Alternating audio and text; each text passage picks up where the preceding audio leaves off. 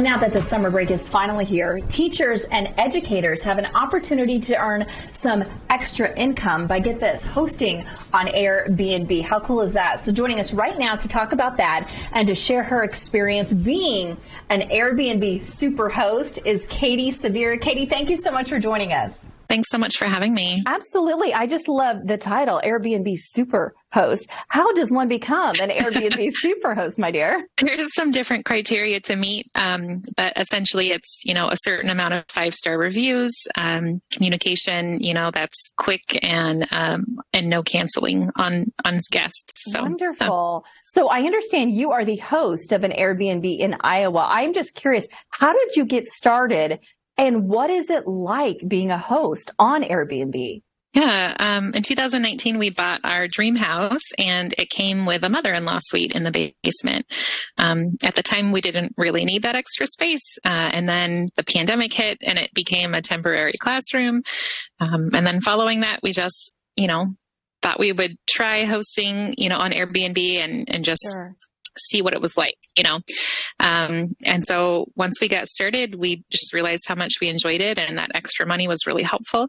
And so 2 years later, we don't really have any plans to stop. Oh, that is wonderful. Okay. So you said that you wanted to realize what it was like. So what was it like? I mean, what are the financial benefits? What is it like having another family, perhaps, or a person in your space? Give me all the rundown. So for our situation, our basement suite is private. So they don't have any interaction with our family. Okay. And we don't have any shared spaces. So that's kind of nice.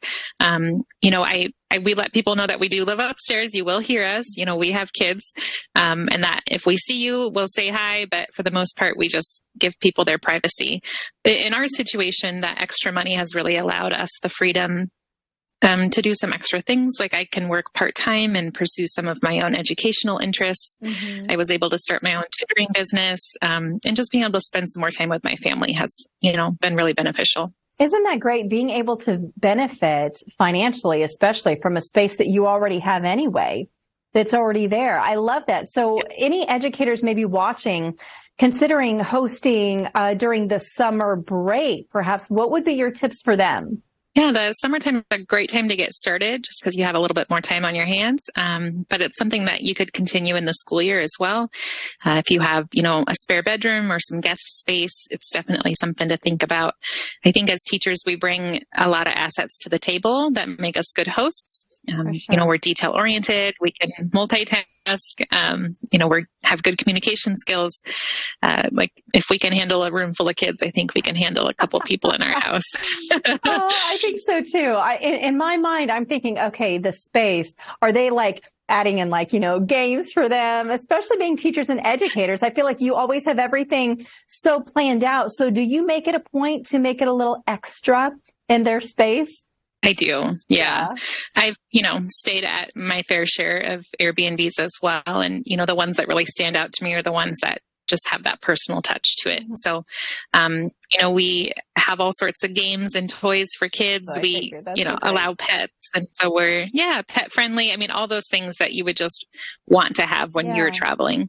We like to provide to our guests. Well, Katie, thank you so much for taking the time to chat with us. I love that you are going to continue this and have no plans to stop. I hope it goes so well for you. Thank you so much for your time.